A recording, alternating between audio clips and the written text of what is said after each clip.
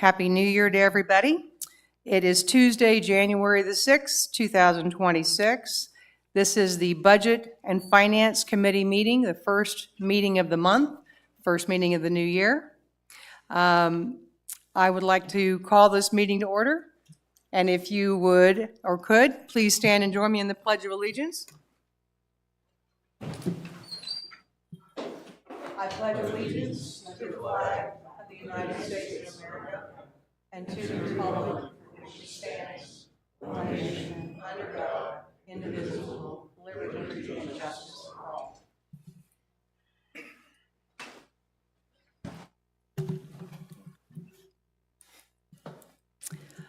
We do have a quorum of the Budget and Finance Committee. We have two members that are not present, Don Taylor and David Perot. So we will continue on with the meeting. First thing I'd like to do is read the meeting procedures.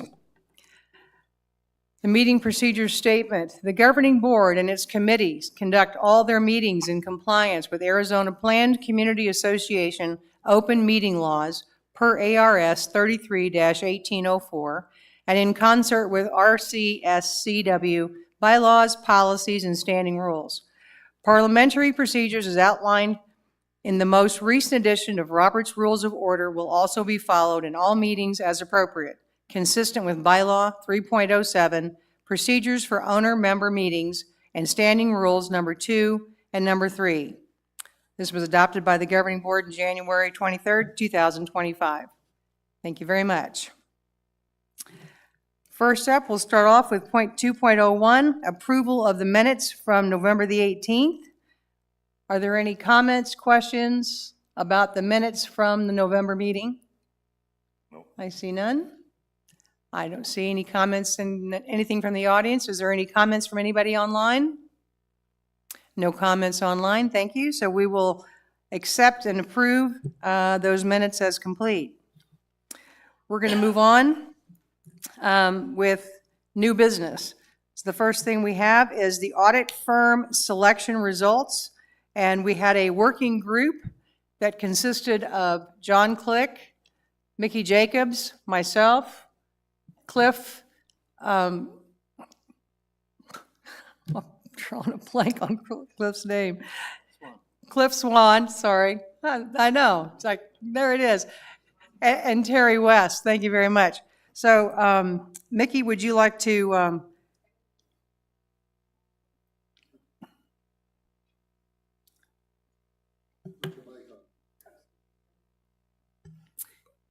right. Good morning, everyone. So, as Ann said, we put together every 3 to 5 years, we have to go through a process to engage new auditors or re-engage our old auditors. I think in the past, they've usually done it every 3 years. This year, we decided to go out for 5 years. So Cliff put together a presentation, put together a presentation that went out to various firms asking them for their submissions. So we, and they also did some research on what candidates we might consider, right? So you're out there looking for others who do this same kind of work, for others in our other associations. And so we went out to four firms that we actually submitted a request. 3 of those firms responded to us. So what we did is we received their presentations. All of the members on the group reviewed those presentations.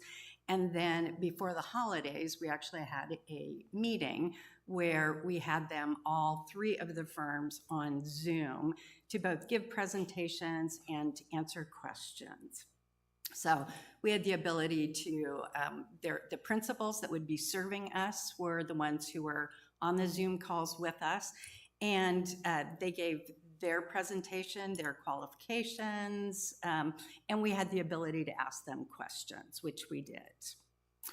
After that, as a group, what we did is we had forms put together that we could then score the firms on their various attributes. And we discussed that, and we will submit that recommendation. So what I want to talk about a little bit is, so what they're doing is the annual financial statement audit, IRS and state filings, both for the association and also employee benefits, the 401k audit, and again, as I said, it will be for, their submissions were for 5 years. The firms that we considered are PKF out of San Diego, Wallace, Pleas, and Dreher. Is it Dreher? Dreher. And then Clifton Larson Allen, who is the incumbent. They have been our CPA audit firm for about at least 8 years, right? Yeah, we went back. 14 years. So they've been the incumbent. They've been the incumbent for 14 years. So I'd like to just give you a little background on those firms. And I'm not going to do it in this order. So the incumbent, Clifton Larson Allen, has served us for 14 years. They are very well regarded by us, by our financial team, and they work very well with us. Erin Sparks, the partner in charge of our audit, specializes in nonprofits. And not only does she specialize in nonprofits, Clifton Larson Allen themselves has one of the largest nonprofit practices in the country. They've got more than 9,000 clients in the nonprofit industry, including 2,800 memberships and associations like ours, with operating budgets of anywhere from $1 million to $300 million. So ours, as you know, is in the $35 million range. So we are not their largest by any stretch of the imagination. And they serve both the Grand and Portobello. They know us, they know our business. So interestingly, their fee was the lowest of the 3 submitted. Actually, before I do this, I'm going to go to my next. All right, so PKF San Diego. They are a small San Diego firm affiliated with a larger network. They have one office in San Diego. It's got about 90 professionals. The partner, his name was Vlado Fusicevic, has broad range of experience, but not in nonprofits, right? He's more of an SEC kind of a guy, but he has a broad range of experience. The firm has other nonprofit clients and associations, but it's definitely not their specialty. The audit manager is in Phoenix, but the rest of the team members would be sourced out of San Diego, so there would be travel involved. So what I would say is they had a thoughtful, well-organized presentation. I thought that the partner in charge was very competent, right? But it wasn't a wow kind of a, yeah, oh, and they do Sun City, excuse me. And they also do Sun City. Their fee was approximately 20 to 25% higher than CLA, and that didn't include the costs of traveling staff members. So in addition to that, 20 to 25%, there would also be travel costs. The smaller firm, WT&D, Wallace, Pleas, and Dreher, they are a small local firm here with offices in Scottsdale and Chandler. They have a partner who specializes in nonprofits, and she would be one of our partners. They do have a nonprofit practice specialty, and they audit Sun Lake's HOA number 3, which has 4,000 homes, plus golf courses, pools, and restaurants. But really, other than that, they have some small associations, but not a big practice. This firm actually came across to us as a little bit unprepared. They had the presentation, but when we talked to them on Zoom, they just couldn't give us any great information on how they would serve us, how they would differentiate themselves. Their fee was also 20 to 25% higher, although so on par with PKF, but there wouldn't be travel. So those are the 3 firms. So here's our grading criteria, and I am going to go through kind of each of those. So after we tabulated our scores, which we did individually, so all of the members on the team watched the presentations and graded each of the firms under these criteria. So depth of resources, and I will give you upfront, we chose CLA. And the reasons for that are depth of resources. They're the largest firm and they have a dedicated nonprofit practice. Now, maybe you think maybe that doesn't matter. It actually does. It matters a lot. I've been on both sides of this. I was both a CPA with an, as part of an audit practice, and I was a client of an auditing firms. And strong depth in your industry is critically important. It's probably the most important thing that you want in your auditor for a variety of reasons. One of which is that they understand all of your issues. And if they have a big practice, they're going to see issues that are going to face you in the future before you face them and can bring them up to you.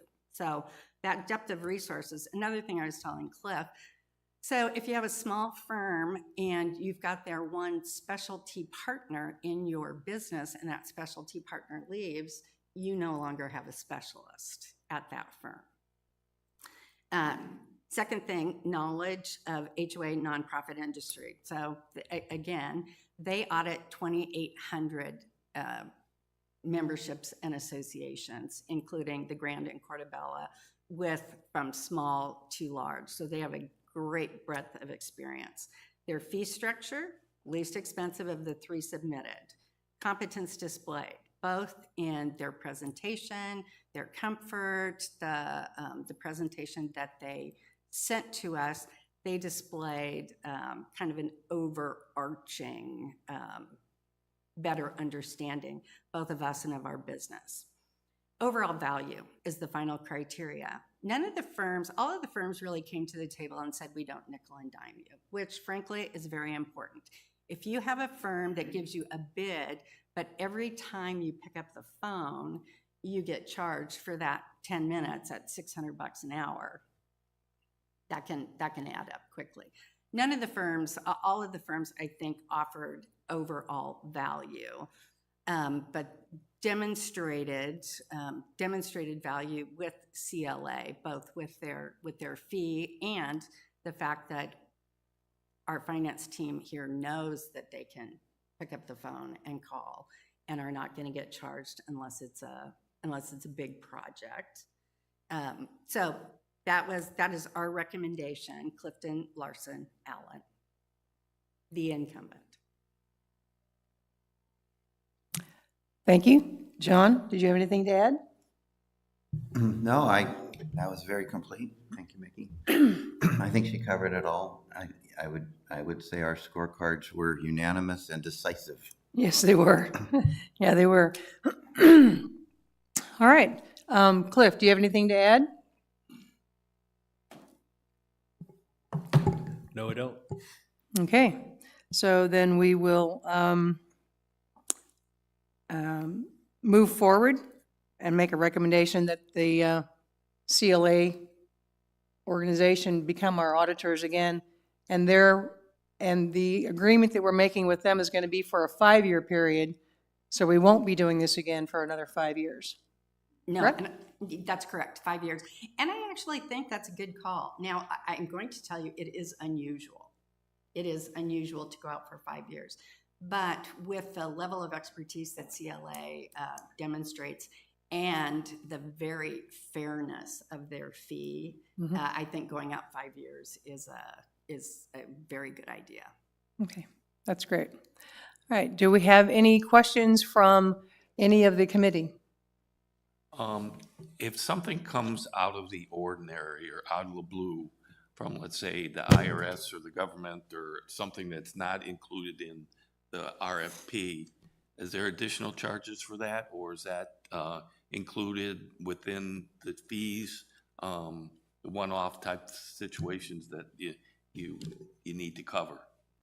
Our history with that with CLA is it's included, but I would say that with the newer firms it wouldn't be.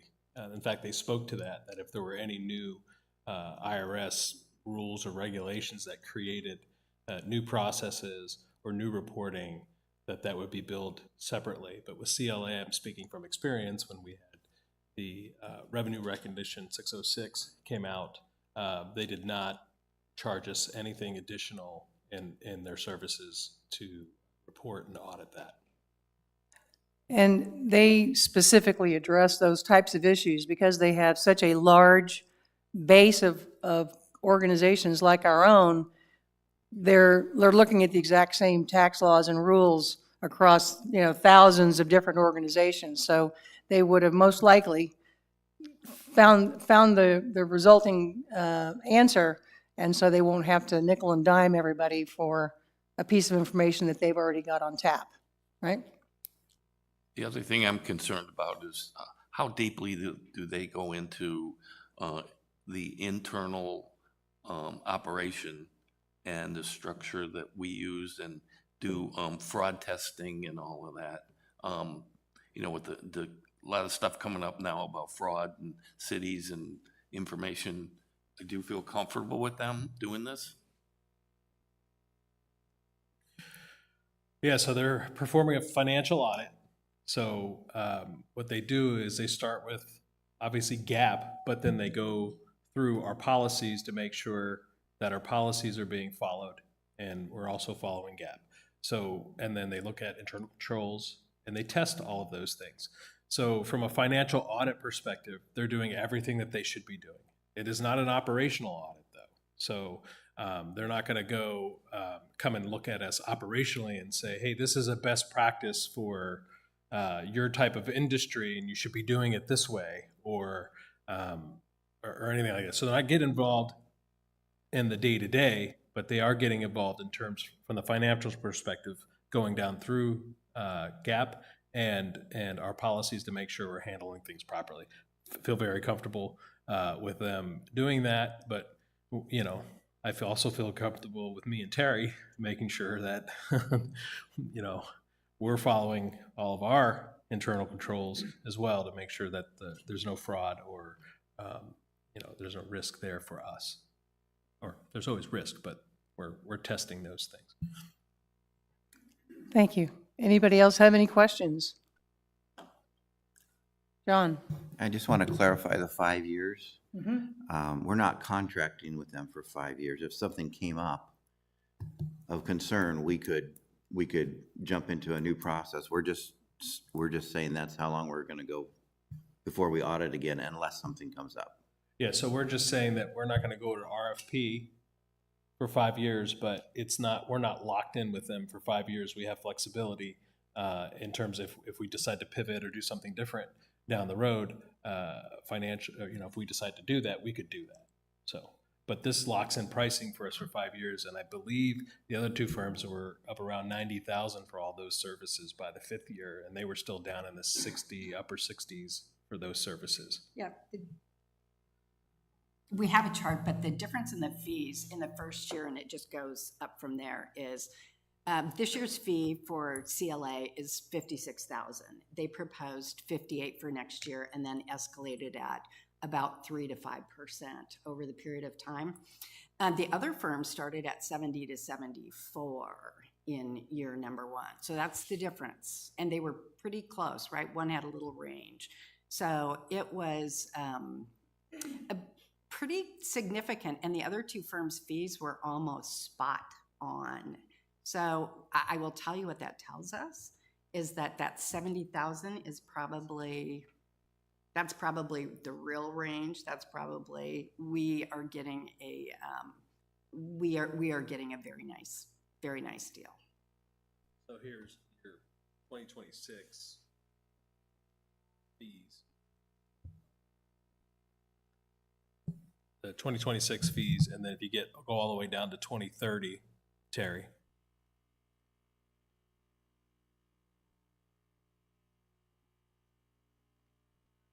And those ranges are there because that's what they gave me. They gave me ranges in those different areas. The other two firms. Yeah, there was significant dollar value differences between the three organizations.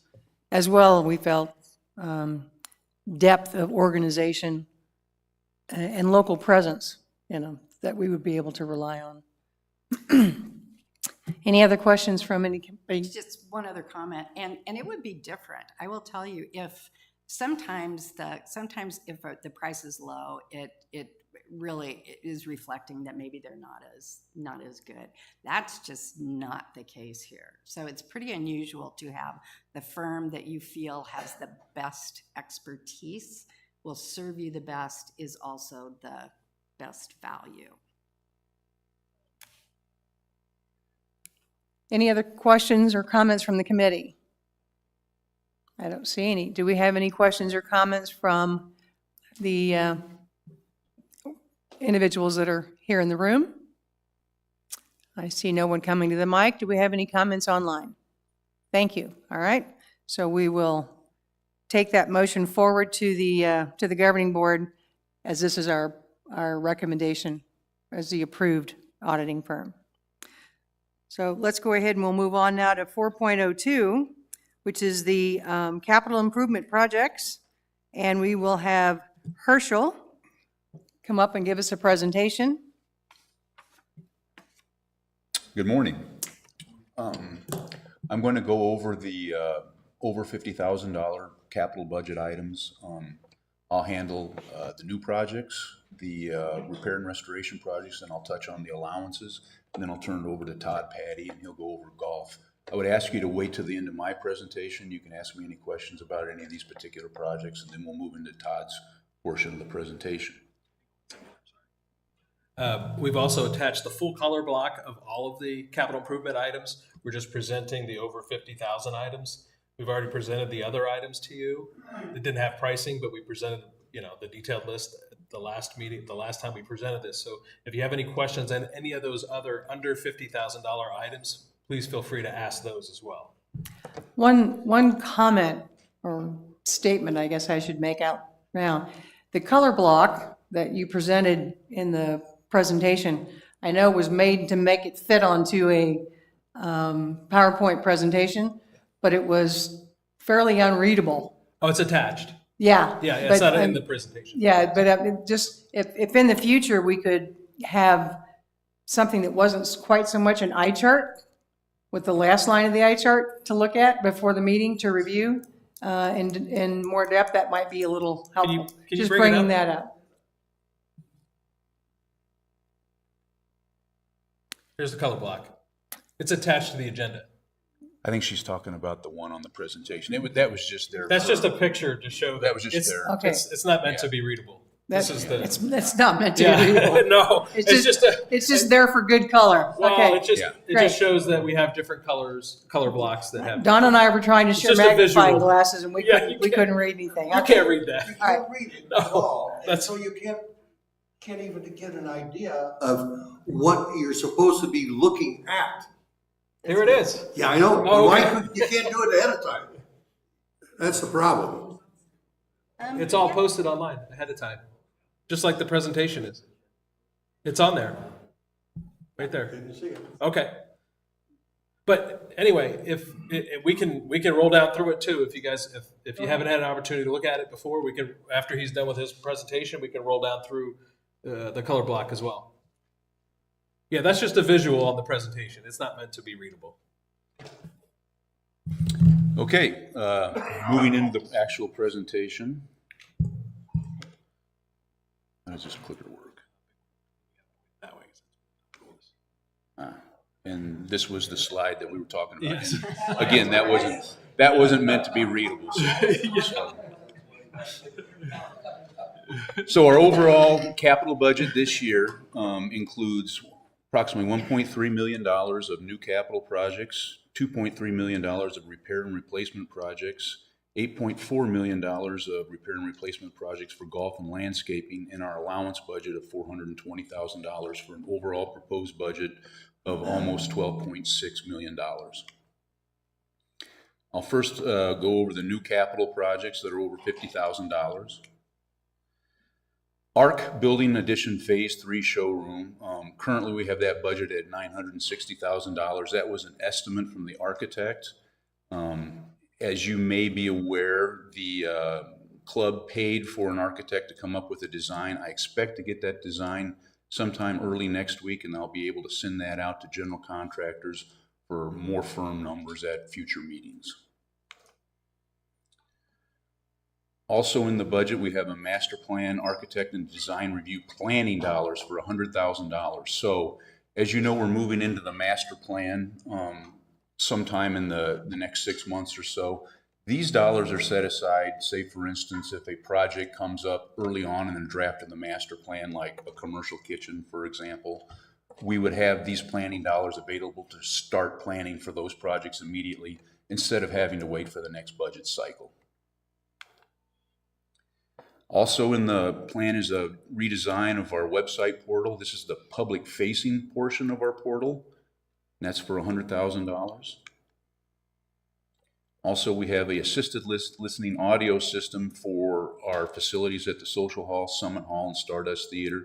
Basically, this is a device that will allow the hearing impaired to be able to enjoy the events that are going on there. It will actually work with existing hearing aids or cochlear implants, or they can actually give the individual set of headphones so they could be able to hear what's going on at those facilities. That's a $50,000 item. Golf range dispensers is another item that's in the budget, and this is for 3 of our golf courses, Deer Valley, Echo Mesa, and Trail Ridge. The issue at these locations is that the golf range dispensers are right up in the patio area, and they're very loud when individuals come up and start to dispense golf balls to go to the range.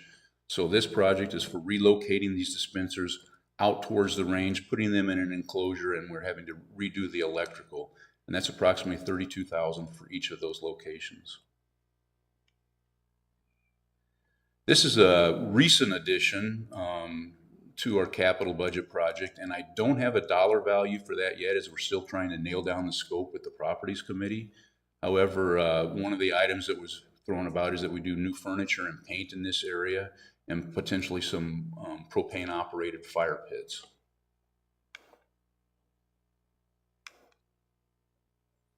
So now moving into the repair and restoration items over $50,000. Palm Ridge Swim and Fitness flooring, shower room, and tile replacement. That's currently budgeted at $174,000. That's to refresh and update the facility, replace the shower and wall tiles, replace the plumbing fixtures, and integrate seating into the wall if possible, and other miscellaneous work. As you can see, it doesn't look like anything's been done at that facility for several years. Also at Beardsley, our swim and fitness lockers, showers, and restrooms renovation. This particular project is very similar to the last one. However, it's larger in scope, and it also includes much more plumbing work under the floor and inside the walls, as they're having issues with the plumbing at that facility.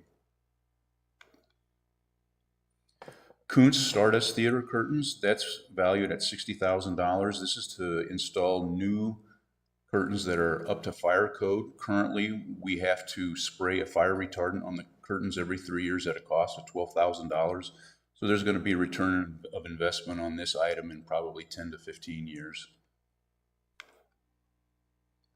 Our Liberty Field softball fencing project is $435,000 for replacement of the outfield fence. Currently, we have a 24-foot fence with a 6-foot netting up above that. We're looking to do a 30-foot fence, which would include installation of new 8-inch posts every 10 feet and eliminate the need for the netting. Also, we're going to do new fencing down the first and third base lines and replace the turf areas on the first and third base lines as well. This project also includes a replacement of the outfield padding. Palm Ridge, we have a new outdoor pool heater to replace the old one, which has been installed in August of 2018.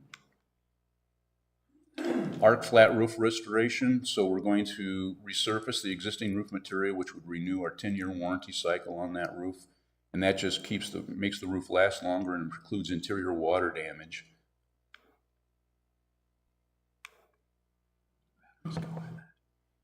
Arc building, flooring rehab, we want to go in there and grind off the existing epoxy, as you see, that's failing in several areas, and then polish the concrete for a final finish. We shouldn't have to do anything in there for the flooring for many years, if ever, and so that's going to result in an overall savings from future costs. Library furniture. As you can see, we're using some of the same tables from 1979 in the library. So we have a project to replace the 16 tables and 81 chairs with 9 new tables that are going to be easier for the employees to move around and square to allow multiple configurations and flexibility in the library. Platform tennis. This was also a recent addition to our capital budget plan. Fortunately, we had done some legwork on this already, and that $305,000 figure includes installing new post-tension slabs, new fencing for the platform tennis facility, and upgrading the lighting to LED lighting, as well as other miscellaneous site work. Our allowances budget, these are items that historically have come up every year, and these numbers we put together are for unexpected expenses that may come up in these areas, perhaps a new well, some ADA improvement at a restroom somewhere on site. And so $420,000 has been an historic number that we've used for these allowances. Before we move into golf, I'd ask if you have any questions of any of the projects that I just went over.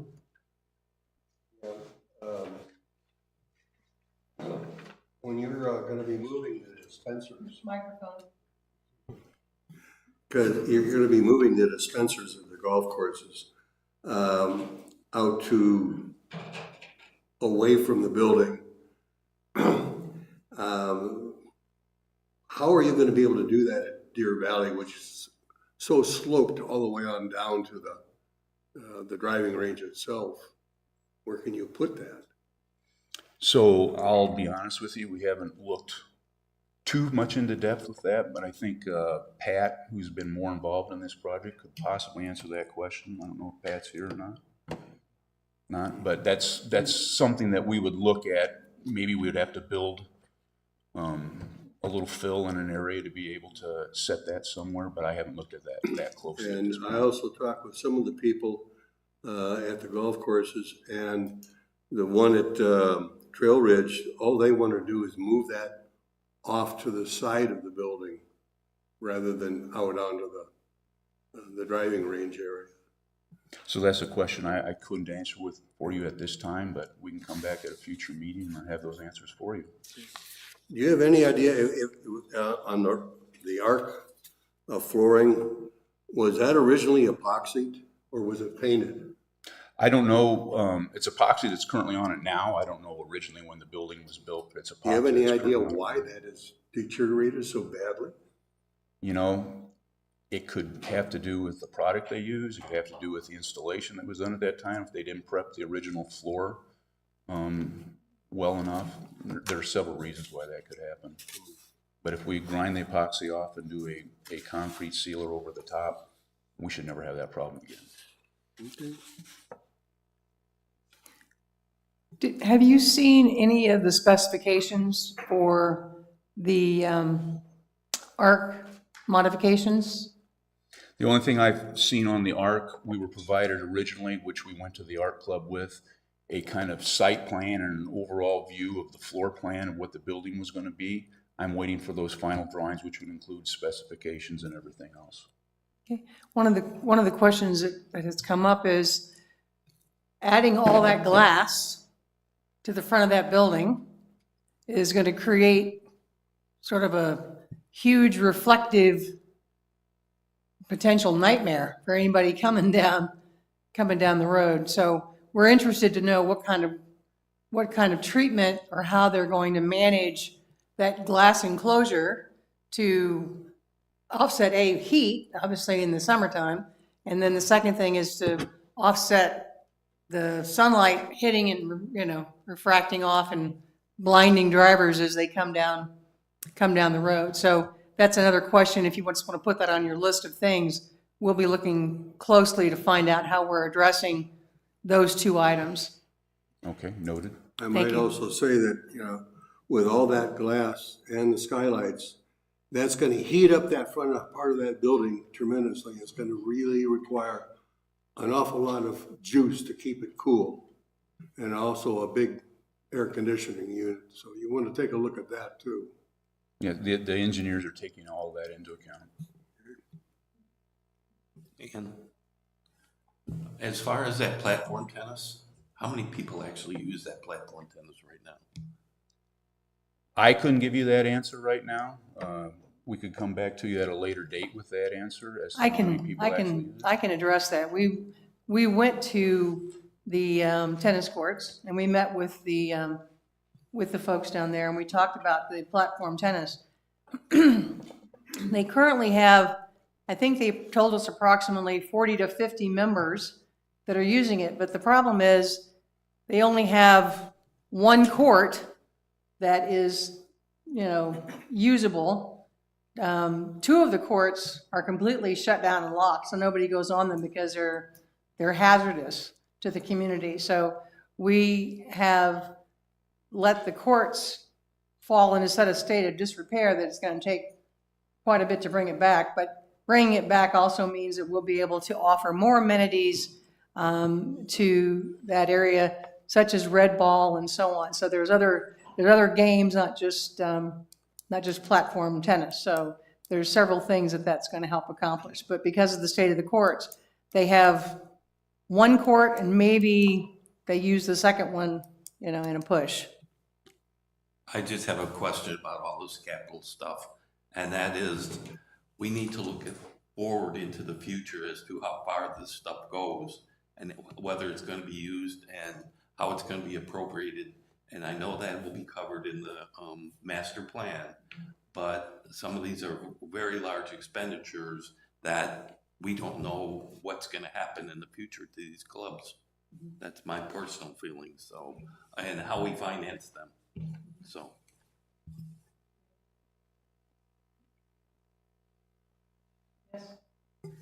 Yeah, I have a few questions. Hopefully that's okay.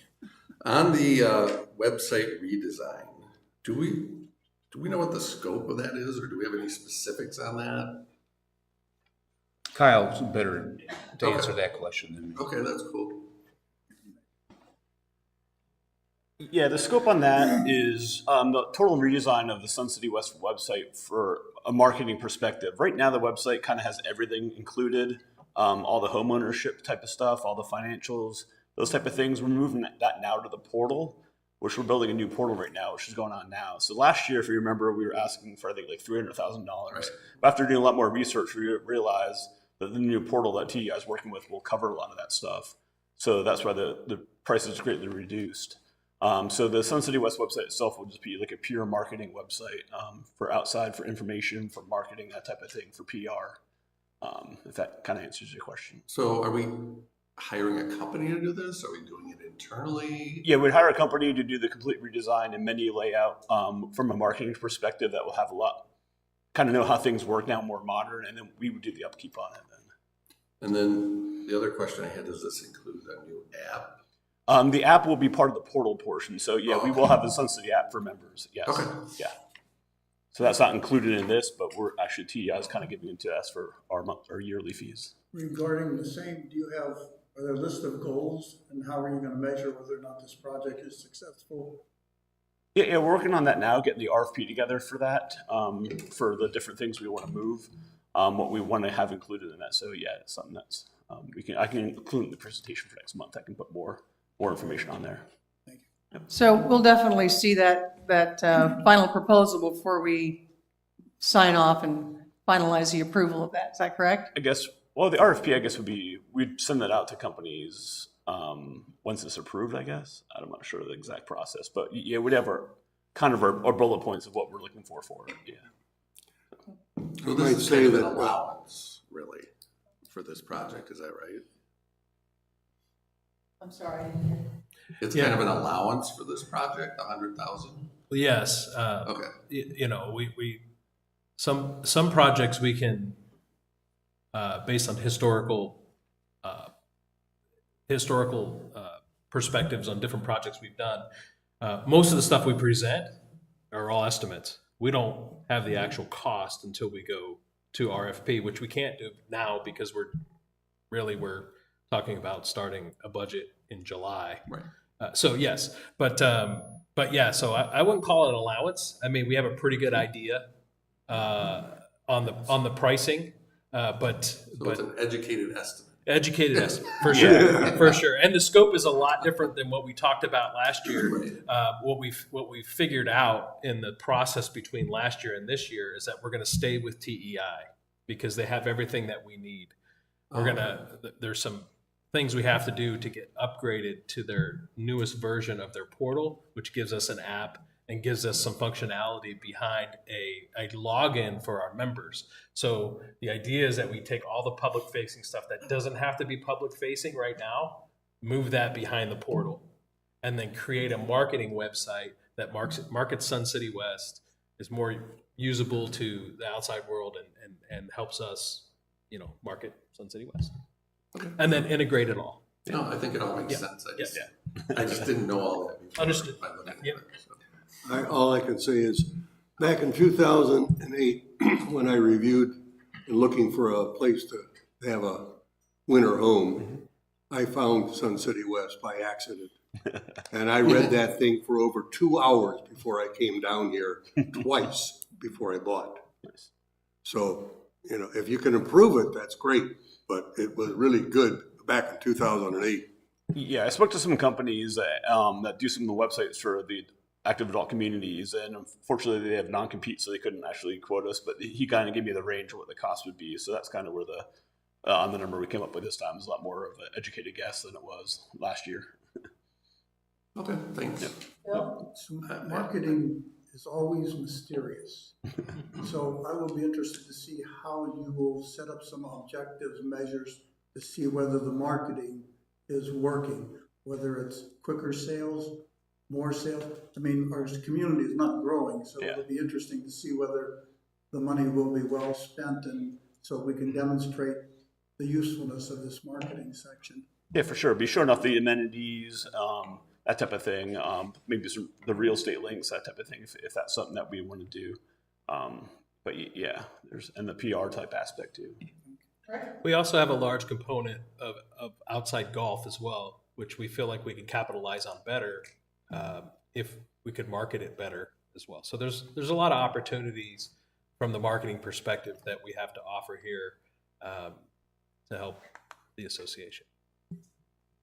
Are you talking marketing or customer experience and homeowner experience? Because that's really the most important thing, is not only how we market this community, but how it benefits the ownership of this community and the people who live here, and how is it gonna make them more efficient, or give them more information, and those type of things. And the other question I have is, I don't see anything involved here in making our operations more efficient. I know we have a bunch of ad hoc programs that we do here to do a lot of things manually. Have we looked at trying to regulate that and do a better job at making us more efficient and make sure things come out? No problems with billing, all that type of situations that could maybe affect the commissary to make them more efficient, or the people at the front desk, how they become more efficient. So Yeah, for the website, for this scope, this is just for the kind of people looking for information on Sun City West. We are working on the new portal right now, which will have a lot of the home ownership type of stuff. So they'll log in on the app on your phone and the website for you guys to pay your dues and to book tee times. That's kind of out of this scope because that's being included with TEI in our annual fee. So that's where a lot of that will be covered. So the benefit to the homeowners is better value, to be able to show off the community, resale prices, resale values for homes. That's the benefit from the marketing perspective, from the outside, from the marketing page. Internally, with the new portal, that's the benefit operationally and to our homeowners. So operationally, being able to collect our dues easier, allow people to go on and charge their member account with member credit. They'll be able to do that. They'll be able to use ACH to do that. So it'll save us in fees. credit card fees. So there's going to be a lot of benefits in there. We've been able to market our events better. So there will be a lot of benefits to the community themselves. But that's included in the new portal, which we're going to be moving to late spring. And the cost is going to be minimal. You kind of glazed over the fact that we'll be able to start making our payments via ACH and save the credit card charges that we incur today on member fees that are paid via credit card. Yeah. And I think that that's a huge cost savings to the organization overall. Yeah, we'll be able to change some behaviors and direct our members to do things a certain way, which will save the association overall. And that'll be presented in the next upcoming operating budget as well. Okay, on the golf range dispensers,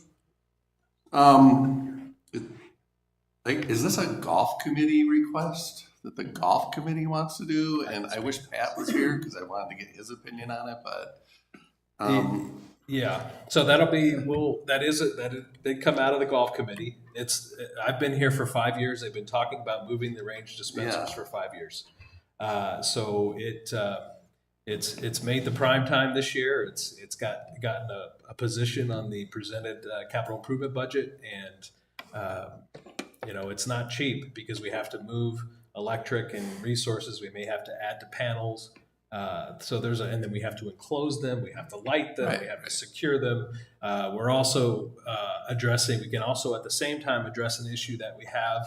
One of our highest turnover positions are our ball pickers, and the reason for that is it's a heavy lifting job because you have to lift those balls up into the ball dispensers. So included in this quote is an elevator, a ball elevator, so that when the balls get washed, they can dump it into the elevator. The elevator will drop them into the dispenser. And so there's a lot of things we're rolling into this project that will alleviate some other issues if we're going to invest in these range ball dispensers. so I guess my question is, what's the ROI on this? Because I see it like as a service thing for members. I mean, I guess some people think it's too loud on the patios when it occurs. Yes. But is it worth $100,000 That's for to do that? That's my Yes. question. Good question. That's a rhetorical question. Yes. I'm not asking you. I'm just Indeed. saying, that's a lot of money to move some ball dispensers and reduce a little noise, I think. But that's just my opinion. Yeah, we scoped it out and per the committee's request, added it to the budget. So you guys can recommend it or not. Bill? Comments on the same. This has been one of my pet peeves ever involved. And they should be at the range, not at the club. I don't care about the noise, I care about the convenience. Something I learned over management over the years, convenience. There's only one thing greater to a customer than convenience, and that's quality. Convenience is right on the next level. People are willing to pay more for good convenience. And you can lose customers by not having convenience. Extremely important, I think, moving there really has that factor. People are more use of driving range themselves. It is just in the wrong place in all three. A lot of times, I put my wallet away. Dispenser and I'll go, oh, I gotta get my card, I'll go back and get it. So it's one of those convenience factors. In addition, how many times have you seen people chasing golf balls run across the parking lot? So I even though that's good exercise, I don't think it's worthwhile. So yeah, I kind of like to put it out by the driving range also. All right, do we have any other comments from the committee? I'm good for now, thank you. Okay. I see nothing here. Oh, John? I'd like to go back to the platform tennis Yes. that Rick brought up. I was in the chairs in the governing board meeting, and when that came back to the table, And when I mean that, I think it was pulled out of the schedule and was requested to bring back by the governing board of the properties committee, right? And it got a lot of support from our governing board, even to the fact that could we fast forward it and do it before the process, which was a little alarming to me. So I just want to make sure that if that happens, that this group gets a chance to talk about the amount of dollars for that. And I would love for us to have accurate data on how much that is being used by active platform tennis players.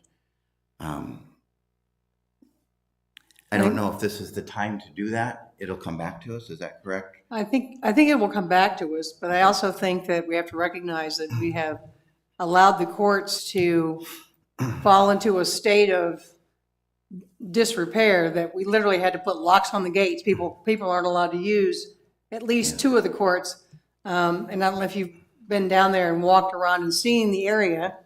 I was massively impressed by the whole area itself, the tennis courts and the things in the area they have down there. It's fantastic. I think it's a completely missed opportunity for the community to have not gone into the tennis court area and seen all the beautiful layout, easy place to stop and meet with friends or whatever it might be. You don't have to play tennis to go down there. So I think that there's more that we can do with that space, but I know that the platform tennis courts are in sad shape. And I agree with that. But I just want to make sure when we make that decision, we know how many people are actually using that facility. Right. And I'm comparing it to pickleball. Right. There's nothing in this project for pickleball. And the pickleball club presented to our general manager and our CFO and our recreational manager in the spring, not a proposal, but just an information about pickleball and how fast it is growing, and how our number of members to the number of courts that we have is the highest in the area for recreation or for retirement communities. And we were well received and politely advised that we were to wait for the master plan because it's a significant amount of money, and we're respecting that. So there's nothing in here on pickleball, but I just want to make sure we're looking at active users per court in that valuable space that we're talking about. And we have a master plan that's supposed to be advising us what the community might want and what's available. And I just want to make sure we have a chance to have that conversation. Thank you. I'm gonna second that. Okay, I think that it's one of those things. So there are other areas. We've got tennis courts that are also in states of disrepair that we've decided to wait on what to do with those until we've done the master plan. I personally believe investing this kind of money in platform tennis before the master plan is premature and should be rolled into a long-term complete review of those activities.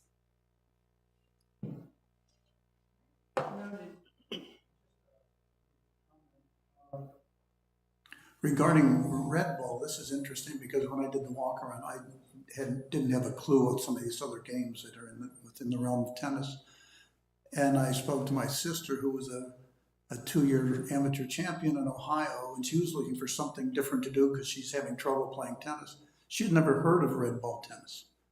I think there may be a visibility problem with that, and how you can improve that, I'm not sure, but maybe with the new portal or the new inside portal, there are going to be some games or things that should be more visible so that people know about them. I mean, I would never know to consider red ball tennis because I'd never heard of it. So I think there are some of those little niches here. We can certainly invite them to come and give us some better data on that so that it helps us understand the direction we're going. I'm sorry. Go ahead. I was going to say, my understanding is red ball's popular. Yes. and people are enjoying it. I know pickleball people are coming over and enjoying it. It's almost a similar game, but different. But, and I'd love to have an answer to this. I don't know the answer, but I believe it's also played on the larger courts, not just the smaller courts. Is that incorrect? To my knowledge, they're only played on the smaller court. Okay, I believe they're played on the, but I would like that clarified too. Director Becknell? Yes. So one of the things that has to be assessed if we move forward this project is what portion of these platform tennis courts are for platform tennis, which requires a cage, okay, versus red ball. And the reason these are in a state of disrepair is until they came out with red ball, the platform tennis was they couldn't even play on all the courts they had. So now that red ball has come out, they have people that want to play on smaller courts and play red ball. So we have to assess this space in the front of that facility. And if we're going to use it for red ball and not platform tennis, then it doesn't make sense to put platform tennis on all those courts. Okay. So yes, we have to study how many people are playing platform tennis, what's the need for platform tennis, and then what do we do with the rest of the space if we make it more red ball-ish type of space, then we could put red ball courts there, which could be used possibly for pickle or whatever. But operationally, we were going to find that out and through the master plan and the study. So, but if we move forward with this, I would say that space has to be looked at, maybe not to be replaced with all platform tennis, but maybe a couple platform tennis courts and then some more open space for different types of court play, to Mr. Weaver's point. Good comment. So anyway, so we can assess all that. We can we'll get with Casey and the recreation team and get some numbers on, and work with the club as well, the tennis club, to find out how many people playing red ball versus how many people playing platform tennis, and determine what the need could be for that space. I think from the governing board, they didn't want the space to turn into a Kuntz type of scenario where we have a space that's just kind of dead. And what makes it more difficult is that whole thing has to be gutted, or not gutted, but it has to be removed, and then we have to pour post-tension concrete on top of that current space, because they didn't do that when they redid the tennis center previously. And I don't know why they didn't do it. Maybe it was because they weren't sure platform tennis was going to continue. Don't know. It was before my time, and it was in 2018 or something like that. So anyway, we have to still assess all that, and as we move forward, how are we going to refurbish that space and what that looks like? We still need to take a look at that. So good questions, and we'll come back with some more data. So you're taking on that task, Yes. and you'll come back and report to the Yes, Budget absolutely. Finance Committee on that? Yeah. All right. All the questions were taken to task. Thank you. Yes. Any other questions? Bill?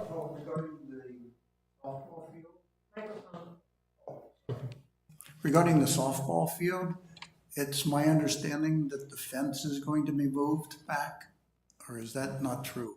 The fence will remain at the same distance from Same home plate distance. that it currently is. Okay, so then the trees behind the fence will remain as such?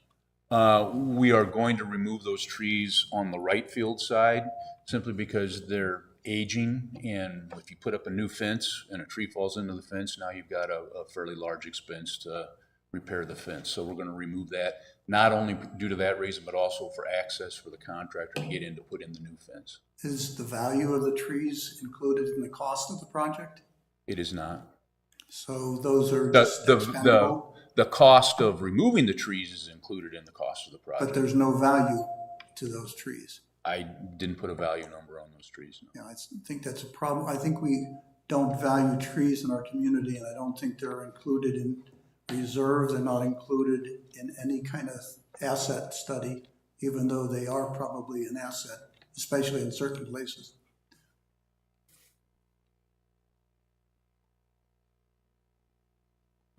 Any other comments or questions? None from the committee? Are there any comments or questions from the audience? I see someone coming to the microphone.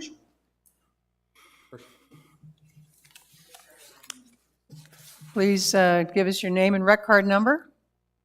Absolutely.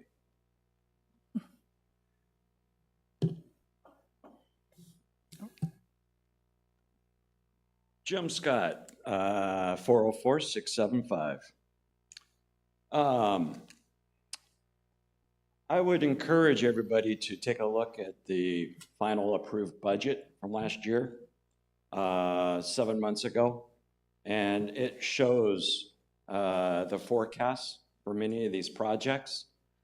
And there's some serious concerns in regards to our unfavorable costs. For an example, the curtains. We had in the budget for last year was little over 12 grand. Now we're at 60,000 for the curtains. Beardsley, gosh, I was trying to be prepared. The Beardsley project was a little over 200,000, and now we're at 500 and change, which is like a 300,000. What did I do with my spreadsheet? Oh, right there in front of me. Yeah, the Beardsley project was skyrocketed. And then in regards to the softball fence, are we doing the backstop replacement as well? Is that included in the fence? Because it was originally in the budget, and now we're cutting that out. It seems like we're doing everything. That project seems like it's all over the place, and it would be nice to kind of get it a little neater in regards to what we're doing and not doing, because it was projected last year in the budget to be in there. Now it's not. Okay. Thank you. Cliff, would you like to respond? Yeah. Beardsley, when it came time to scope that project out, there were some issues that came up with plumbing that we had to address and significantly increase the price in the Beardsley project. That's the reason for that increase. There's some structural things that we got to take care of. 360,000 Yes. over budget. Yes. You'll notice that the shower project at Palm Ridge is about 200 grand. It seemed like it was on point. Yeah. So those matched up. this one you'll notice is different because of that reason, because of the issues that we have with the plumbing and some structural issues that we have just in general in that at Beardsley facility. So that was the reason for the increase there. Now the softball fence, I know that when we originally presented it, it said backstop, but backstop's not included on that. What's included is the fencing on the foul lines and the fencing in the dugouts, not the backstop. The backstop is a separate project, which we've got aligned with the turf when it comes time to do the turf replacement, the infield turf replacement. So the backstop itself was never scoped into the project. The fence itself, the fence, what we currently have, has been cobbled together over time, and we're gonna replace it with 30-foot chain link. And to do that, it just takes a complete gut of what we have and to put it in there. And that fence will last as long as we want it to. Even the foul lines, we're just replacing the chain link. We're not replacing the posts and the things like that. So the project is fully scoped out. There's nothing missing, and that project actually came in favorably than what we thought it would originally. So that project that project came under, which was nice. Yeah, and that happens in a reserve study. It's just going to happen. The reserve study itself does a really good job of overall accounting for all the pluses and minuses, accounting for inflation and things like that. But there are always going to be some adjustments year over year depending on what the pricing comes in. Oh, I'm not talking about nickel and dimes. I mean, I'm like, for an example, your aquatic lift at Beardsley. We had it projected at a little over 10 grand, and it's got a 71% unfavorable. We're at 17.5, and we're talking only 7 months. I mean, literally out of, what do you guys call those color charts? Color block? The color blocks. out of the SIP of 50,000 over, I mean, it was like over half of those items were unfavorable in regards to last year's approved budget. Yeah, again, until we price it out on the market, we don't know what the exact price is gonna be. And sometimes the scope changes for what we have it on the reserve study at versus Well, what we end up at. I understand what you're Yep. saying. I mean, curtains, Yeah. the theater curtains went from 12 grand to 60 grand. I mean, there's some things in there, it's just like, The curtains, I think, though, were comparing the fire retardant application versus the total replacement of the curtains. Is that correct? no. Yeah, We were sold I'm sorry, I didn't mean to interrupt you, Cliff.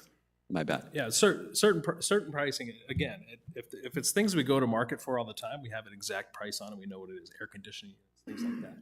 There are certain things that sometimes when we go to market, we have to do an adjustment on the reserve study, or the scope changes on what it's on the reserve study for at the time. So, that does happen. I'm Yeah. with you 100%, but a spa heater in Palm Ridge, I mean, we came in at 7,800 just last year's budget, and we're at 12,800. I mean, that's like a 63% offset. I mean, I'm kind of questioning our processes a little bit here because there's so much variance. I understand the scope and scope creep. I get all of that. I understand that from a project management perspective.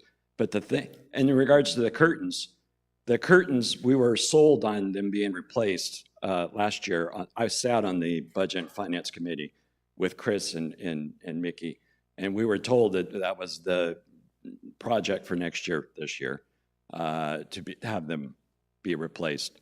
So we're replacing those. Yes. We decided to replace those not with what was there currently, which is approximately 12 to 15,000 probably, but we're actually replacing them with a curtain that saves us operational Correct. fire retardant. Correct. So that's why the price changed on that. Again, when we go to do the capital improvement budget, you're not approving the capital improvement budget for the next 5 years. We just list the reserve study for the Yes, next 5 years. I understand. You're only approving for that current year. Yes. So when you say that we went through here and we were sold on this, it's not what you're approving is not the reserve study No, for the I next 4 understand. years. Okay, Yeah, no, I get it. all right. And then one last, if I may, I feel that my time's about to expire here. You have a few seconds. Go ahead. So I sit on the Properties Committee, and in our October 25th, I think, or October 30th, committee meeting, we had a great discussion in regards to the lapidary club and their room. And it was unanimous that room needs to be brought up to snuff. And so Carl was there with us, and we had a great discussion that it was going to be it was already on the plan to be addressed in the 26, 27. And I see it was originally on the budget forecast to be on there, and there was just shy of 100. It was like 96,000 and change. And now I see that it's dropped off, and that there was an addition of 25,000 for planning and design, 25% of the budget that we were going to earmark to do the renovation. So I'm kind of questioning where are we going with that? Okay, so we walk that space, and again, to your point of these things are on the reserve study and the prices change. Walking into that lapidary club, I don't know if you've been in there and see the type of equipment that they have and how it's set up and how it's been put together over time. There's wooden boxes, there's water and electric running in these stations.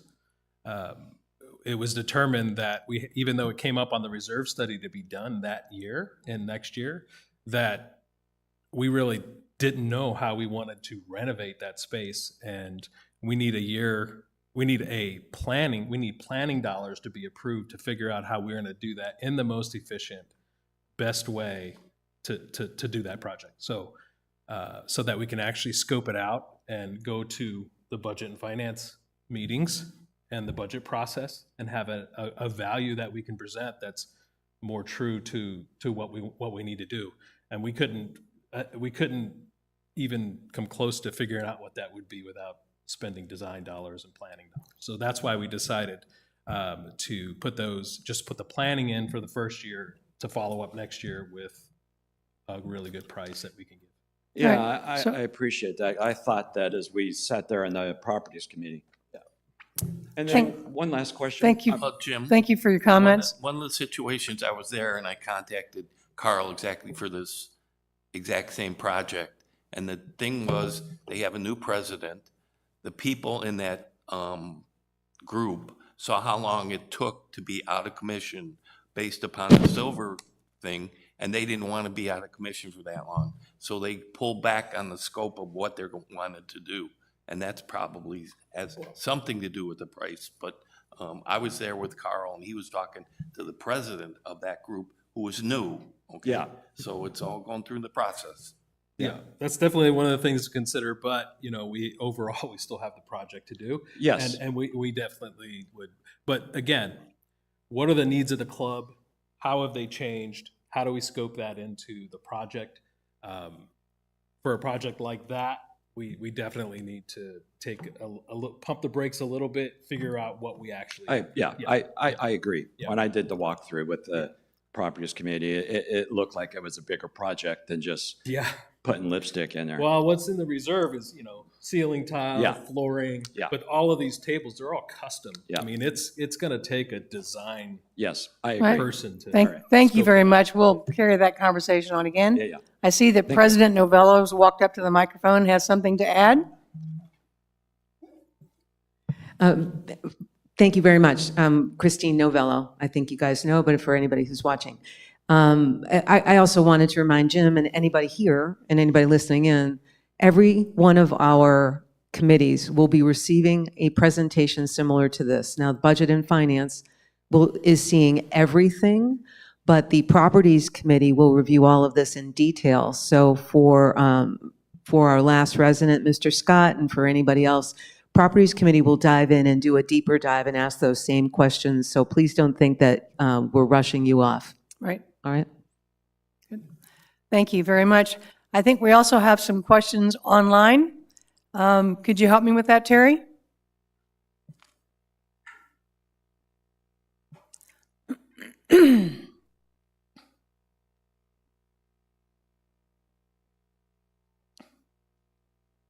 Okay, the first question is from Gary Bach, 135435. Who made the request for the Liberty Field replacement outfield fencing? Who made the request? It's on the reserve study, and it's time. If you've walked that fence, it's been cobbled together. For sure, Okay. yeah. The next one is from Bruce Lees, 135422. Also interested in fence replacement cost, $435K to replace 410 feet of fence at 30 feet. High seems excessive. Has BNF reviewed the bids or even seen the bids? How many vendors bid? I'll let Mr. Workman answer that.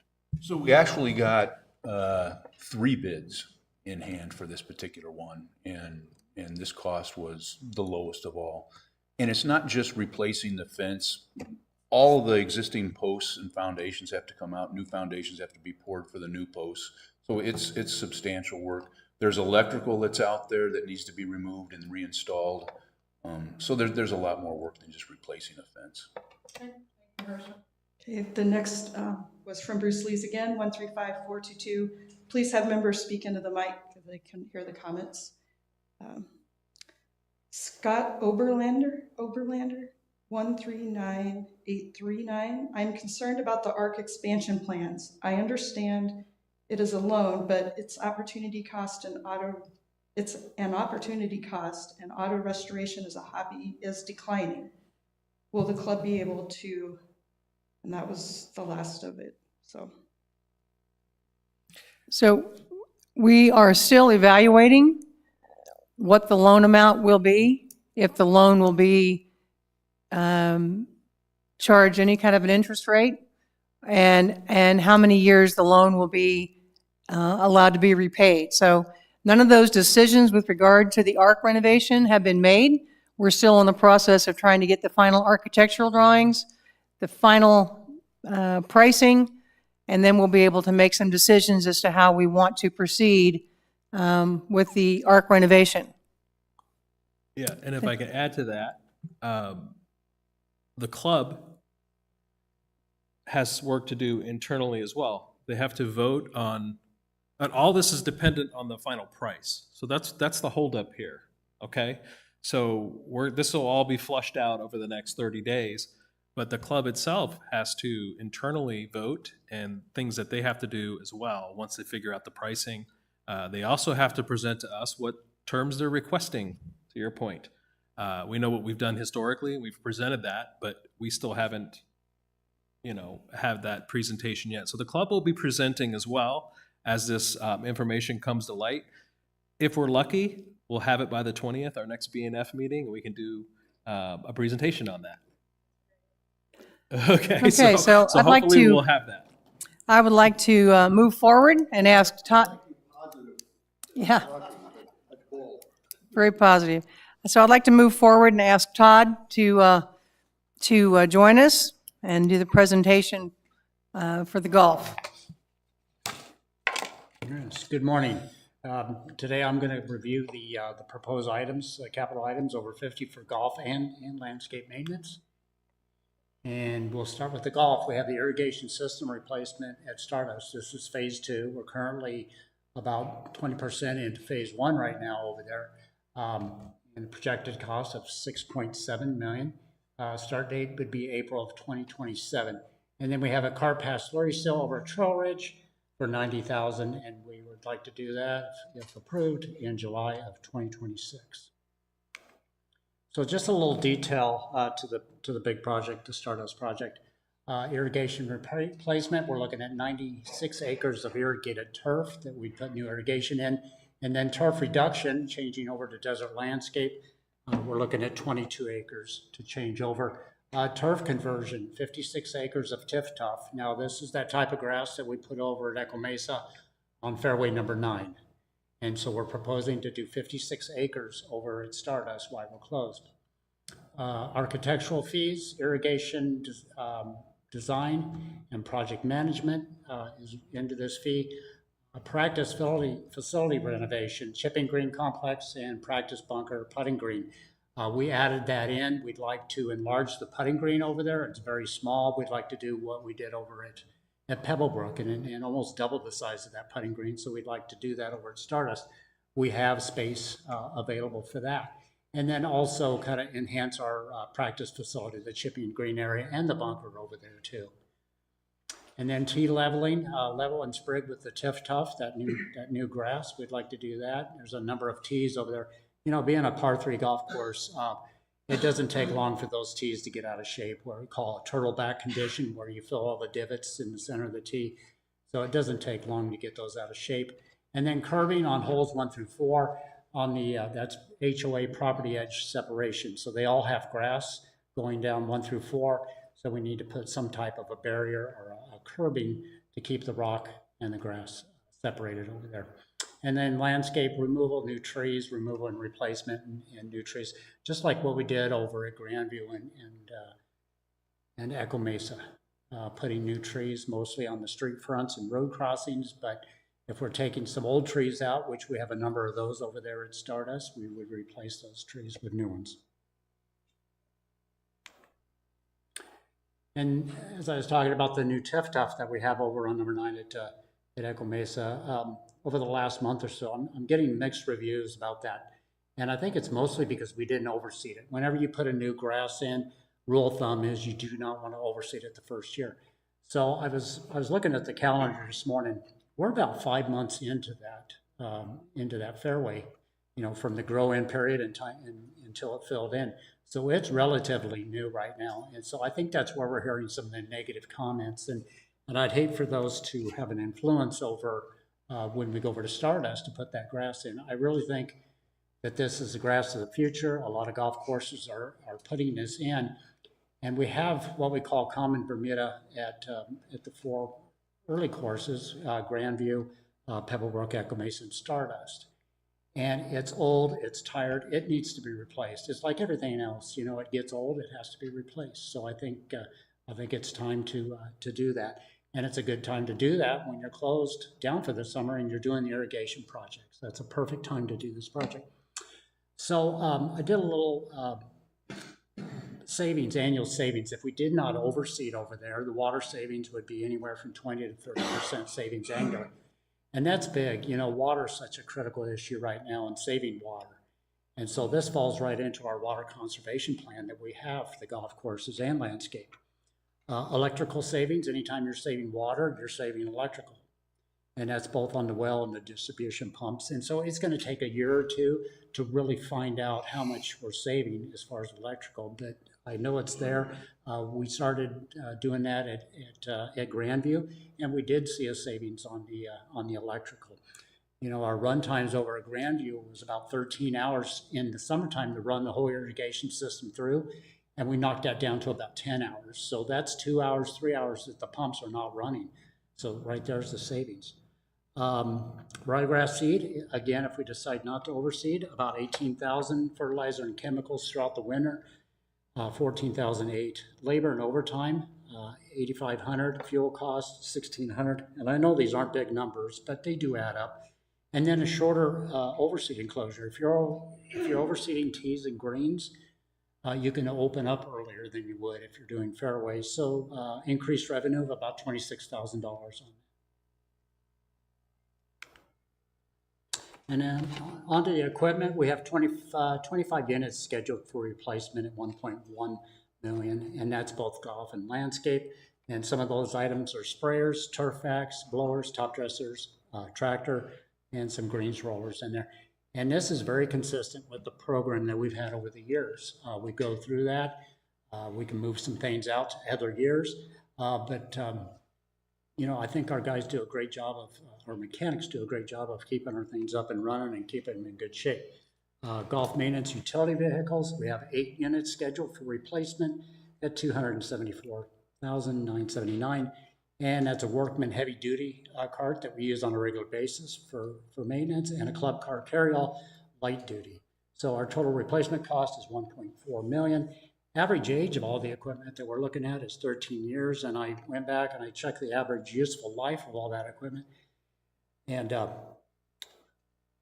actually, I got that backwards. It's 13 years on useful life, and average age is 12. So we're getting more out of our equipment than the industry standard. So, and all that equipment ranges from 8 to 29 years. So we got some stuff out there that's pretty old.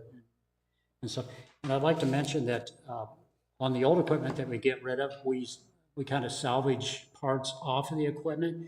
The other mechanics come over. We're all Toro, so everything can be used on other equipment that we currently have at all the golf courses. So they take the good parts off the mowers and everything, put that on the shelf and the inventory, and we can use that. That's saving some money.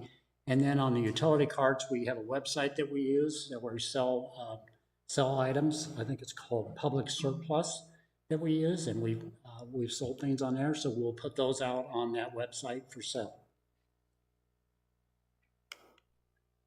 Capital equipment, as I mentioned, we go through that list every year on a reserve study, and we figure out if we have units that are still running, can we get another year out of it or 2 years out of it? We do that. Also, we look at items that we can eliminate completely from the reserve study. So we had 10 units this year for $241,004 that we moved into different years, and then we completely eliminated 1 pickup truck in the golf maintenance division and 2 utility carts in the landscape division for $67,008. And just a quick summary of both projects and equipment replacement, 6.8 for the projects. You know, the Stardust project takes up a huge portion of that. Equipment replacement plan, 1.1. Utility vehicles, we have 8 for $274, a total of $8.2 million in total. And then off to Pat's area and golf operations. He's proposing to replace 19 rental carts this year for $154,006, and this actually replaces the 2015 fleet. And having these rental carts is very important to our outside play, guest play, to have a number of carts, make sure we have enough of them and in good running condition. And that's my portion of the capital budget.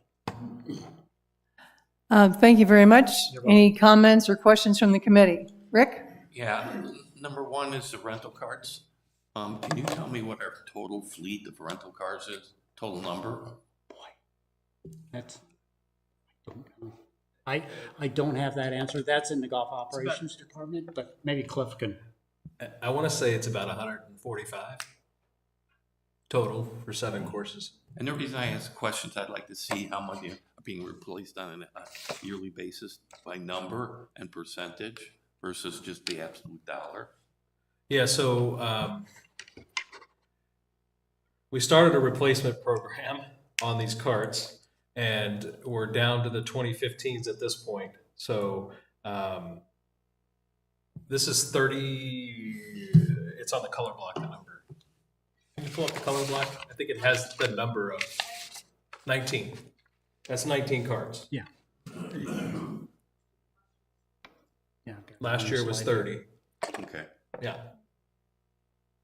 You know, and I'm going to push back again on these carts because I did go back in Governance Hub or Governance Web.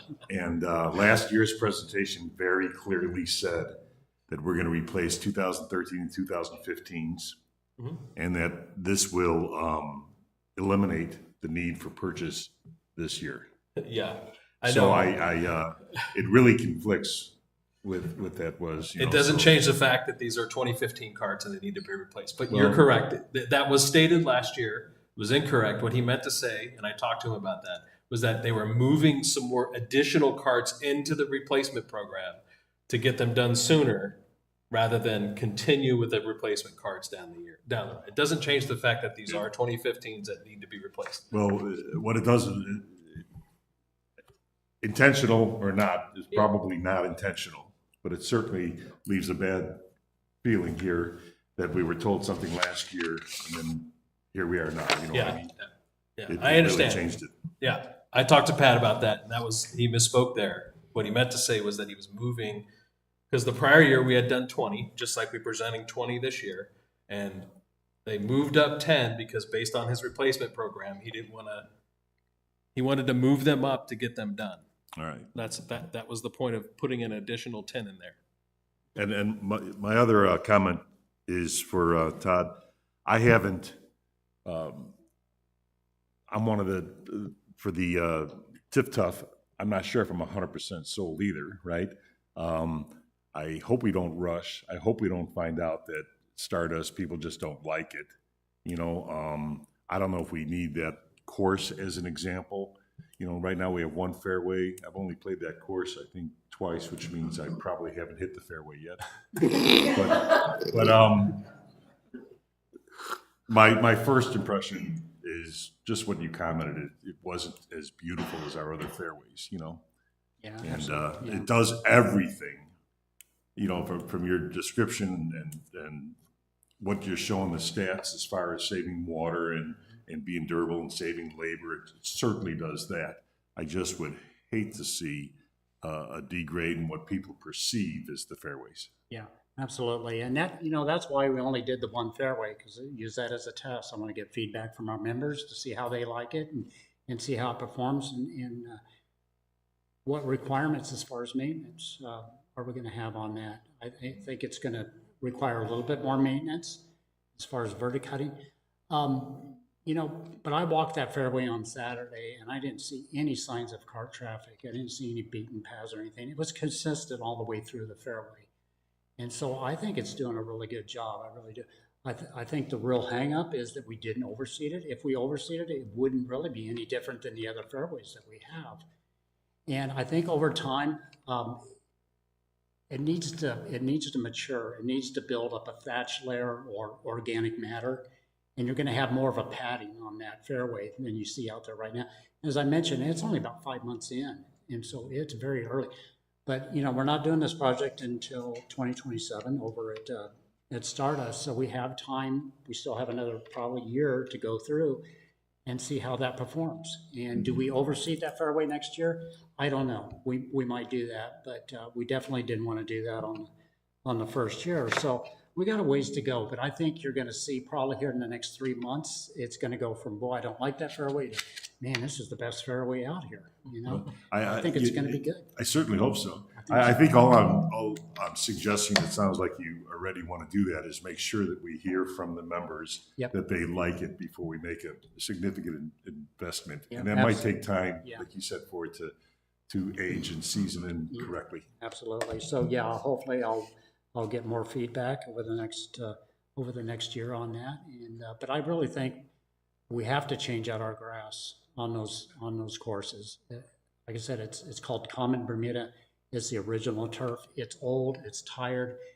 We make it work, but we put a lot of effort into doing that. And it shouldn't be that hard. It really shouldn't. And so we're gonna have to change it out at some point. And like I mentioned, when we get over to Stardust, while you have the golf course closed for the summer and you're already tearing it up for the irrigation project and putting desert landscape in, I think that's a perfect time to do that. But we're gonna keep an eye on it and see and get feedback from the members, because I want to do what's right, and I want them to be happy with the product. And especially when you spend that much money, I want them to be happy with the product that we put out there. And That's very, very good. Thank you, Todd. Okay. I think Don has a question for you as well. yes, sir. On your proposal at Stardust, you're going to do phase 2, but I'm trying to remember what was done in phase 1 and how much did that run? Phase 1 is all the planning. We did all the marking of the turf lines, established where we're going to have the desert landscape, all the irrigation, where we're going to map that out. Pump station was in there, a new pump station. That was $300,000. We're planning on putting that in this May. And so I believe there was, do you remember the dollar amount on that phase 1? 300 and the 180 or something? Yeah, it was, I think it was under 500,000 for phase Okay. 1. So it's basically all the planning and all that, but the pump station takes up a big portion of that amount. Can you break down on the page 4 of the irrigation turf reduction? Can you break that down by cost? In other words, your $6,700,000. Can you break that down by category that you've got on that page? Yeah, can you bring that slide up? Terry? Yeah, Yes, that's I one. can, yes, I can, I don't have that right off the top of my head, but yes, I can break that down. I would like to Absolutely. get that, please. Okay, absolutely. And if I could mention real quick, we've already sent this out to bid, and we did that in December, and our deadline for bids to be submitted, I believe, is next week on that project. So, and that went out to 3 bidders. All right, thank you. Any other committee? Okay, Dave?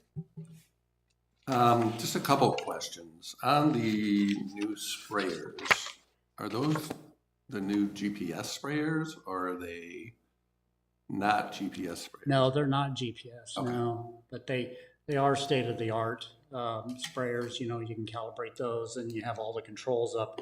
The operator has all that, and so they're state-of-the-art, but no, they're not GPS. Okay. And then just generally speaking, what are your thoughts on these autonomous mowers and electrical and all that? So, Well, you know, we this summer over at Echo Mesa, we demoed a couple of them. I think they have a place out here for us. We used it on the range floor, and that would be one place that we could use those. I was thinking even over at the ballpark would be another great place to have one over there. We're supposed to demo another one here this summer, so we're kind of just at the ground floor on those right now. But I do think they have a place for us. I really do. And I like what they were doing over there on the range floor. You know, they'd go out and they'd mow all night. Had an app on my phone. I could see what it's doing at 2 o'clock in the morning, see where it's at, if it's working or if it's taking a break or whatever. And so I really think they have a place for us. I really do. So I'm just thinking, I mean, I know we have trouble finding people to work, so maybe that'd help a little bit with that. Do we have any of those planned in the future, or not really? Yeah, absolutely. I think we're going to make that decision. You know, we'll go through another demo, and then there's some others that are a little bigger units. The one that we used over at the range was kind of a compact unit, not real big. It almost took 24 hours to mow the entire range floor. It was about 2 acres. So, but they have bigger units that are more productive, and you know, some of those you still have to have somebody there. Right. And so, No, I you know. know, when it crosses the road or whatever. Or they go from hole to hole, Yeah. somebody has to do that. Yeah, I was just absolutely. curious what your thoughts were. But we're looking into that, and I think it does have a place for it. Quick question, aren't there 2 practice chipping facilities at Stardust? There's one in the back and one in the front. Is this include both of those? No, it's just the one out in front where you have the practice bunker. The one over by the cart barn where the orange trees are, that was just kind of an afterthought. Somebody wanted a place to hit balls, so we went out there and just carved out a green and put a couple pins in it and said, there you go. And it became really popular over the years. But I don't have any plans of doing anything over there on that one. But, you know, a lot of that area up front's going to be desert landscape, but I think we could have an island area that would have a nice practice bunker and maybe even 2 chipping greens. You know, there's a lot of room up there. So. The other thing is, it says 22 acres. You're reducing it by 22 acres? Yep. Well, I played Echo Mesa, and I didn't think you reduced it enough. I think there's still areas there that could have been reduced, but now we're still taking care of them. So Yeah.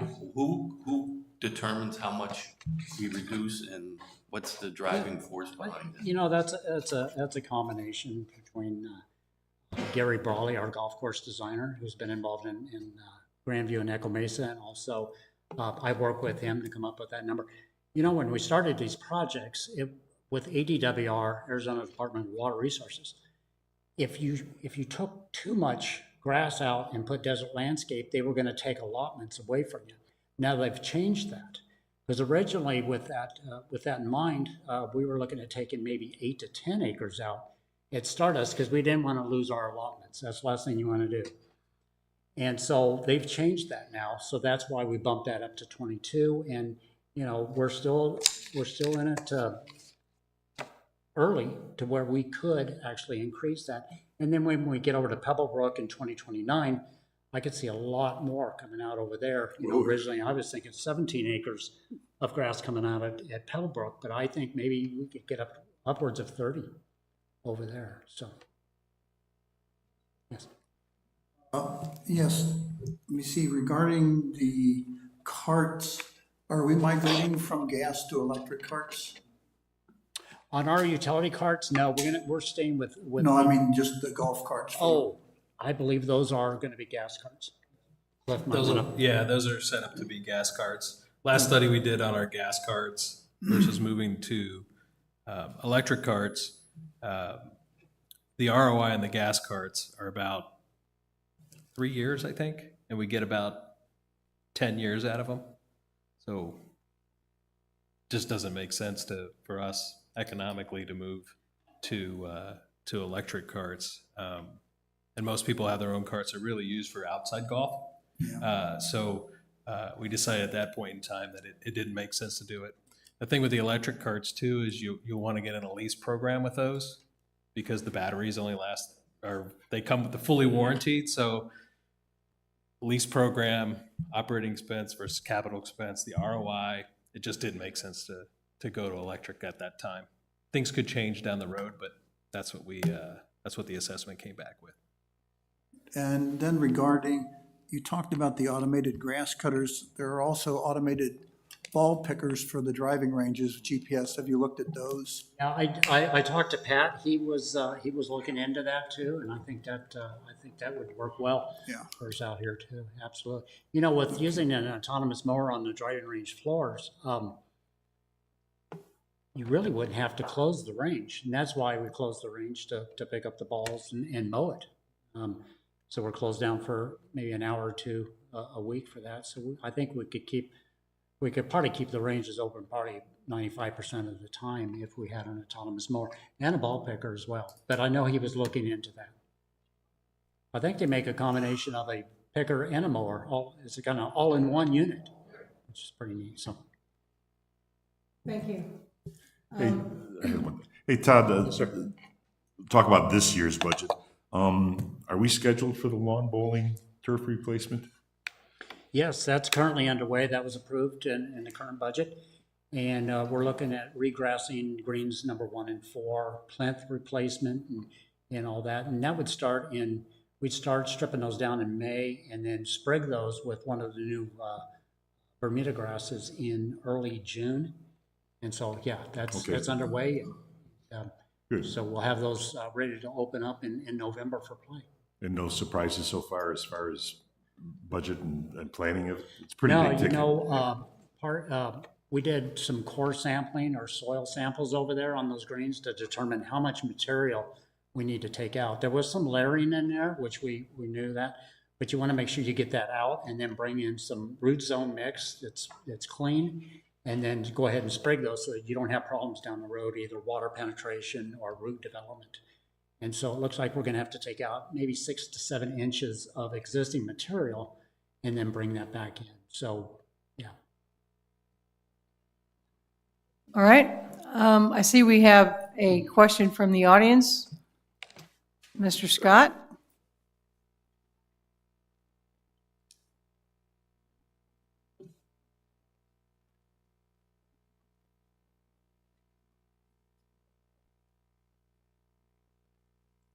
Jim Scott, 404-675. Mr. Grassman. There's anybody that knows grass, you're the man. You're doing an amazing job. Couple questions. Last year, 7 months ago, we had that Stardust. We were budgeted at 5.5. We're $1.25 million more. Yeah, a lot of that, well, more than inflation inflation. cost, that was the number that was in the reserve study. But on that slide, I did add in the turf conversion to the Tiftoff. That's a big number. And also the practice green and the putting green renovations. My thinking is that we need to do this, and what a great time. You have the golf course closed. If you can put all that into one. And so that's the increase on the project. The turf conversions, though, 730, Yeah, about 800. almost 800 grand. 800,000 of that. So that's a big number. That's 52 acres. So And we've added all those courses, the other 3 courses, to the reserve study as well. Okay. That wasn't scoped in originally. And you know that Stardust is really home of the green team. And so that's where we introduce new players from the community and into golf. And so that's why we wanted to enhance our practice areas, the putting green, because they use that a lot.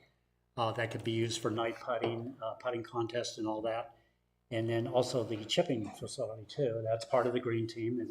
So that's, that all ties into the green team. So that would be those items that we added into the project outside of irrigation replacement and turf reduction. You see that elevated cost. Okay. And the other is Trail Ridge, the slurry.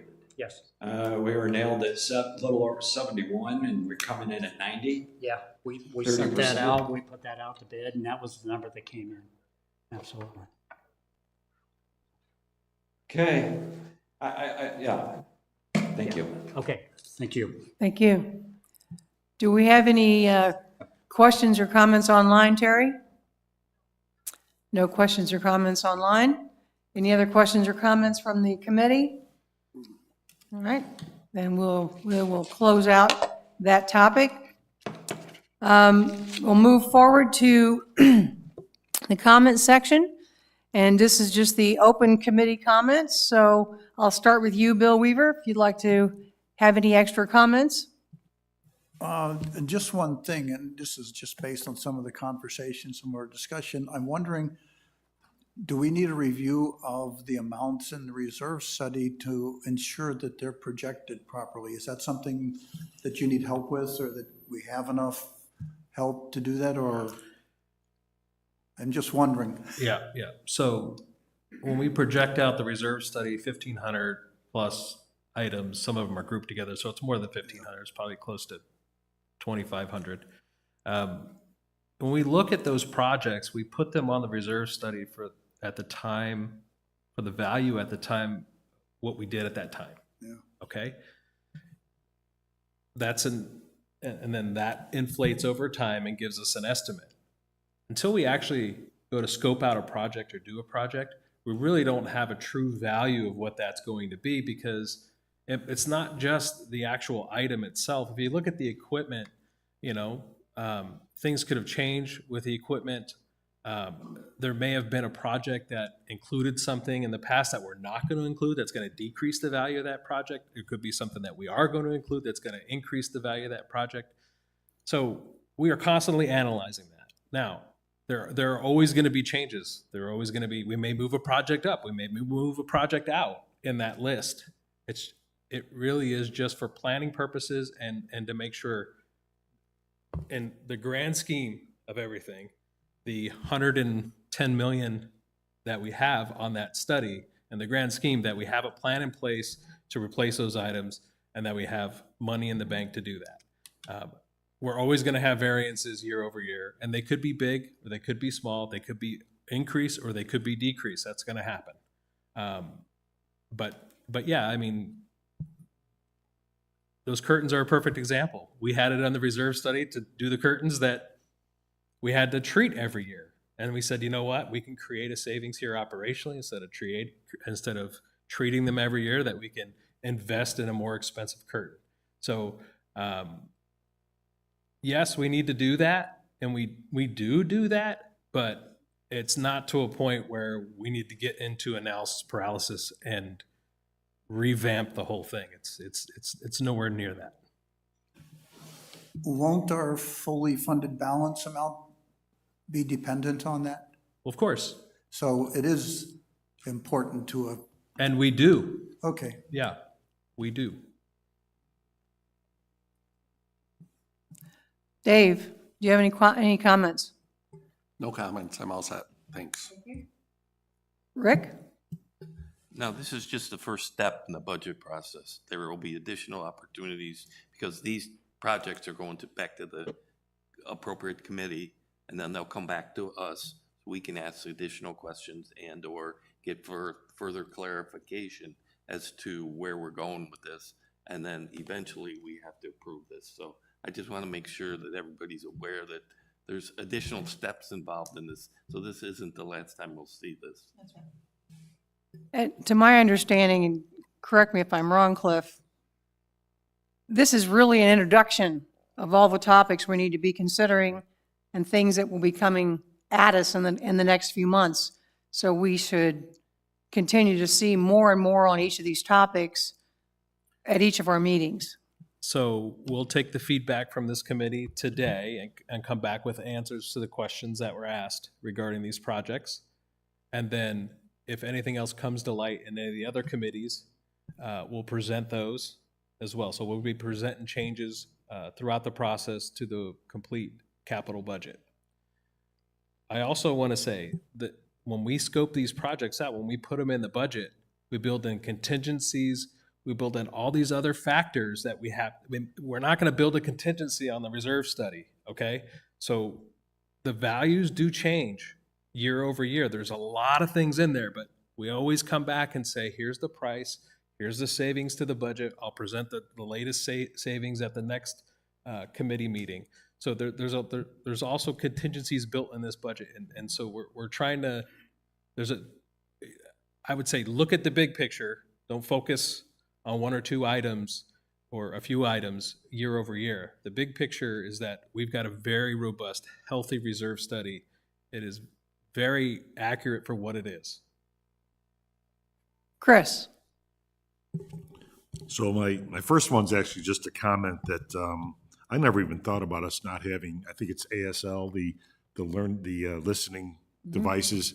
And boy, we're behind on that. I'm so glad that that's on there. It just makes common sense. We're actually doing with allowance funds, we're actually going to do the lecture hall this year. Excellent. So we'll have that done. That's why that wasn't on the list of halls. Yeah, I mean, luckily I don't need it, but I see it places that I go, and it just makes all the sense, and I never thought about it here. And the second one is that I'm pretty impressed with Lizard Acres Pub. The turnout, people, it's happening now. I mean, it's a place to go, and there's people in there, and there's games going on, and I'm wondering do we have a manager for that, or an assistant manager, or somebody that that really, that's their baby. I know it's falls under Gary's umbrella, but I don't know if this should be run a little bit more like a separate entity now and get serious about it, because I think we're there. It's got great potential.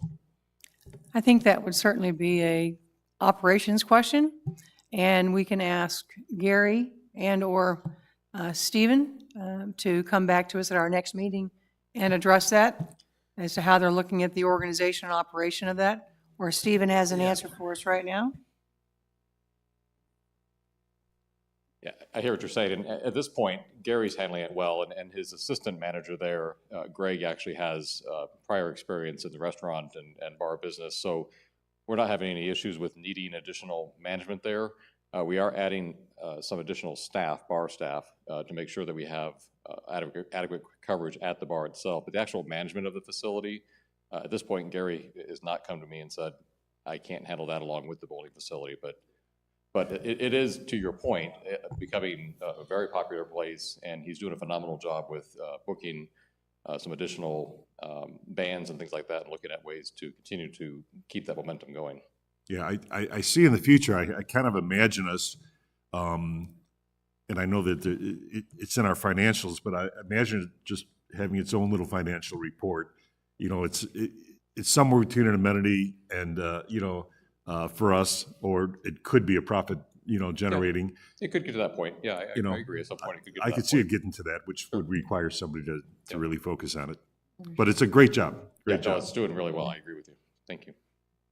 We do present a pro forma at Sports Building Committee of Lizard Acres. Right. Based on, we use the sales data from the POSs to generate the sales revenue, apply a cost of sales to that, and then allocate labor on that report. So you What can is see- it, labor included? That was going to be my comment. I didn't Yep. think it included the labor. It does. On that also. It does, yeah. Okay. Stay tuned for Wednesday. We'll present the November year-to-date. Thank you. John? I have no comment. Great. Don? My comment is, I would like to thank Nikki and her crew for an excellent job on picking out our auditors. Well, very well. We put the icing on the cake. These guys did all the work and, getting that out there. Mickey, any comments? My last comment follows Bill's, is that I do think, particularly in a year like this where we have a gigantic capital budget, and it is a big one, and we looked a lot at that last year when we were doing the investment policy review and all of that. And so I can confirm that it is a very robust process, very complete. But I do think that in a year like this, any year really, is that we look at, okay, we said we were going to spend this much money, and now we're going to spend this much money. And just to shed a little daylight on that, right? Shed a little daylight on what are the differences and how does it roll through the 20 to 30 years of the reserve study. Yes, so when we look at the new capital, we modeled 1.4 million. We have 1.3 million in new capital, but $1 million of that is ARC, which is going to be funded through the operating budget. Okay, so in terms of the new capital, it's kind of hard. We put a placeholder in there just because we know we're going to have new capital. And then as far as the R&R goes, we presented about 12.6. It's really about 11.6 when you take out ARC in the capital budget. So we can compare that to the total number. I don't remember off the top of my head what the total number was on R&R last year on the modeling, but we can compare that and see how close we got. Well, and it's not just comparing one year to another year because they're moving parts. It's really how does this now flow into the next 5 years and the next 20 years, and how does that look? Yeah, absolutely. Thank you. My comments are to thank everyone, thank Herschel, thank Todd, thank everybody that presented to us today. You gave us some very valuable information, There's obviously some more details that we're looking for. But I think this was a good jumping off point, getting us started and trying to understand what it is we're going to be asked to spend money on or not spend money on. So I appreciate that, and thank you very much for your time and your efforts. I see I have someone coming back to the mic again that might have another comment from the audience.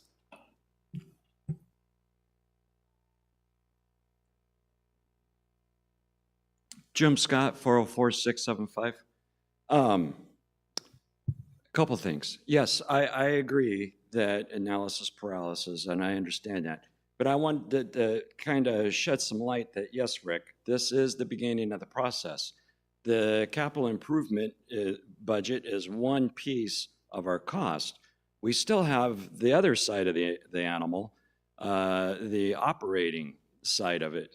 And then we have to also understand, well, our inputs in regards to revenue. How are our APFs coming along? How is our investment income coming along? How is our dues are kind of a fix, so that doesn't make me so much nervous. But I just wanted to put some light on all of these costs are kind of getting out of control. We had a plan, our forecast, and 7 months later, we're way out there. And so, yes, I understand not to nitpick 1 and 2, 3 items, but it was over half of those items on that chart were unfavorable. And so that kind of queued me up. And so with that, the other, I kind of want to level set, if you could shed some light, Cliff, when you say we're going to get an app. Can you kind of level set us on the expectation from a club perspective, what that app will be able to deliver? Will I be able to see what's going on this afternoon at 1 o'clock on that app from a club perspective? It's really a Kyle question. I believe there's a scheduling, a calendar in there. But Kyle, can you respond to that?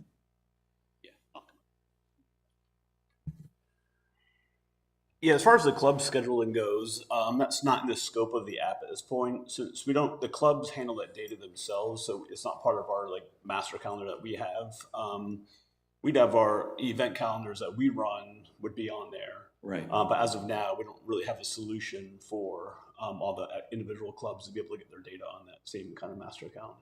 Gotcha. So in regards, so when it comes to the user experience, the member experience, the club aspect is not being handled. It's just I'll have an app to pay my pay my bill, and take a look. I do like the idea of the rec center activities being a little bit more in my face. But other than that, thank you. Yeah, it's something that we take into consideration, and we just. Oh yeah, sorry. Yeah. That's something we're looking to take into consideration, but just gathering the data from the 90-some clubs to have all in one experience is kind of. So I did build a website, scwfund.com, and I've put all the club information in there up to the letter P. And for the most part, the club information is the schedule is very static. There are some that are rather fluid, Boomers being one. I'm sorry, time's up. Is everybody okay if we continue? Thank you.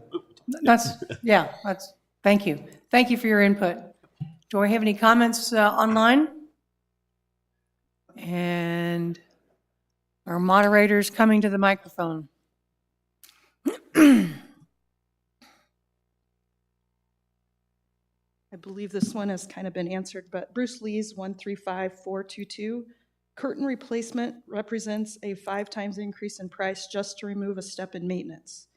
Doesn't pass the smell test to me. Suggest BNF rein in the spend by justifying cost. So that question was talking about the curtain replacement at Stardust? Yeah. So and the cost. what was the cost to do is it 20 grand a year for the fire retardant? 12,000. Every 3 years. So 12,000 every 3 years. Right. Versus, so, and I think those other curtains that we would purchase. 60,000. The original ones were like 15 to 20,000. So we'll have the fire retardant savings over time. May I say, having been in the theater for many years, it's scary back there with all that heat that we have when we're on stage. I wouldn't want to see a fire in there whatsoever. Yeah, and there's, in the study, we've got the flooring coming up in there, the stage itself, it needs to be replaced. There's a lot of, we're going to be installing new lights in the auditorium portion of that, which will, there's some things that are on the schedule for that. We're going to, also in this plan, we're going to extend the lobby because we're going to replace the doors in the front. We're going to extend the lobby out so that there's more room to gather before shows.